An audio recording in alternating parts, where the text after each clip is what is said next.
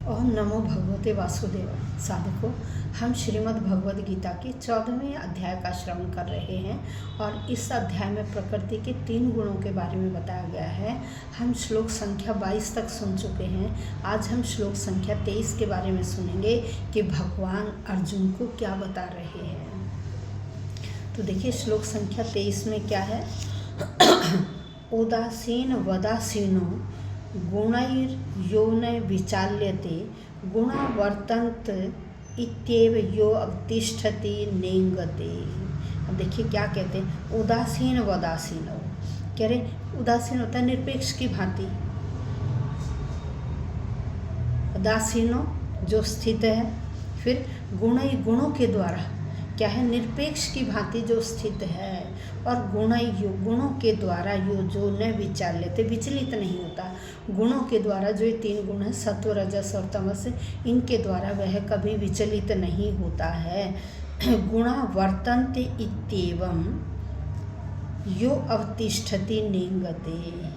तो कहते हैं जो विचलित नहीं होता वो क्या, गुणा वर्तन्त इति। कह रहे गुण ही वर्तन्त क्रियाशील होते हैं, गुण ही क्रियाशील होते हैं। एवं ऐसा यो जो व्यक्ति अवतिष्ठति समझ जाता है, नेंगते वह कभी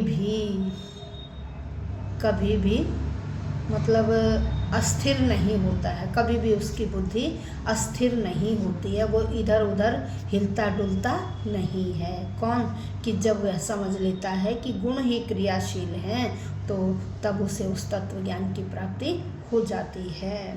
तो यहाँ देखिए क्या है कि जब इन भौतिक गुणों के द्वारा सारी क्रियाएं निश्चल रूप से होती हैं और व्यक्ति अविचलित रहता है, तब यह जानकर कि गुण ही क्या है, क्रियाशील है, गुण ही कार्य करने वाले हैं, और वह उस समय उदासीन और दिव्य बन जाता है। अब देखिए, कार्य करने के 3 डिपार्टमेंट हैं। एक क्या है, एक तो करना, एक होना, और तीसरा है करना, होना और है। जब करना होने में बदल जाए, करना होने में बदल जाए और होना है में बदल जाए, तो व्यक्ति का जो अहंकार है ना, वो नष्ट हो जाता है। जब व्यक्ति का करना होने में बदल जाए कि मैं करने वाला नहीं हूँ, अपने आप हो रहा है। कौन कर रहा है, भगवान कर रहा है।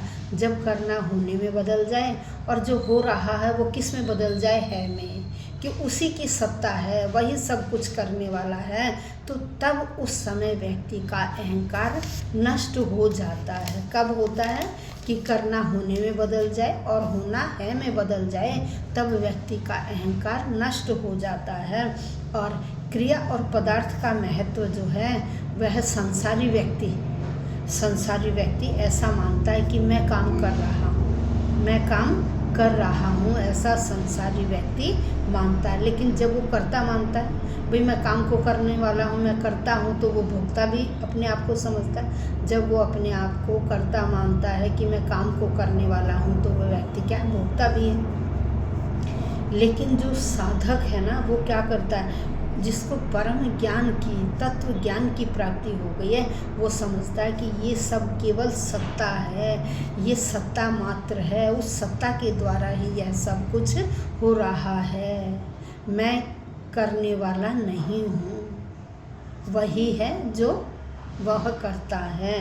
तो जब जिसे तत्व ज्ञान हो जाता है, ऐसा गुणातीत जो व्यक्ति महापुरुष है, वो केवल सत्ता का ही अनुभव करता है।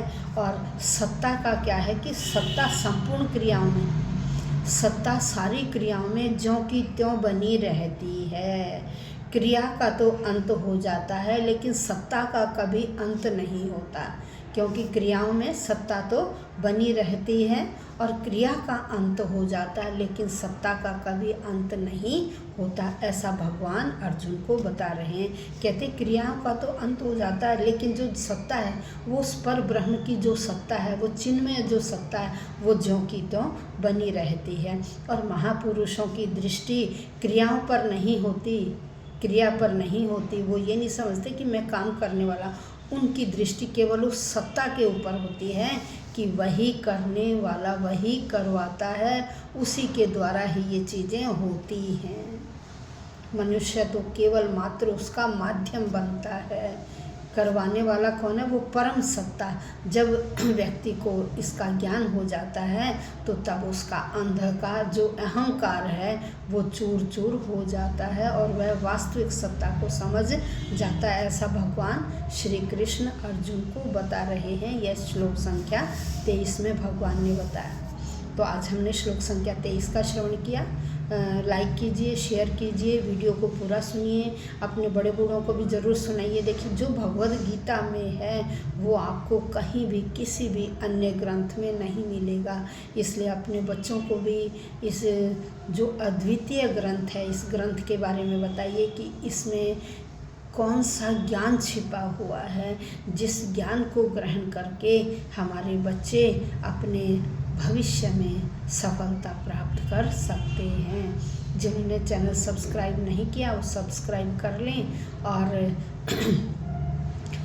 मैंने जन्म कुंडली का कार्य भी शुरू किया हुआ है। यदि आप अपनी जन्म कुंडली का प्रेडिक्शन चाहते हैं या जन्म कुंडली बनवाना चाहते हैं या किसी क्वेरी का आंसर जानना चाहते हैं, बच्चों का पढ़ाई में मन नहीं लग रहा, आपके बच्चों की शादी नहीं हो रही, कौन से ग्रह अड़चन डाल रहे हैं आदि आदि, इन सब प्रश्नों का आपको आंसर बताया जाएगा।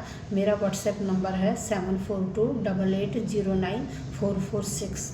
यदि आप क्वेरी का आंसर जानना चाहते हैं या कोई जन्म कुंडली बनवाना चाहते हैं या बनी हुई जन्म कुंडली है उसका प्रेडिक्शन जानना चाहते हैं कि भविष्य में किस ग्रह की दशा अंतरदशा में क्या घटित होगा, वो आपको ज्योतिष के आधार पर सारा बताया जाएगा। तो व्हाट्सएप नंबर पर टीम से कांटेक्ट कर सकते हैं 7428809446।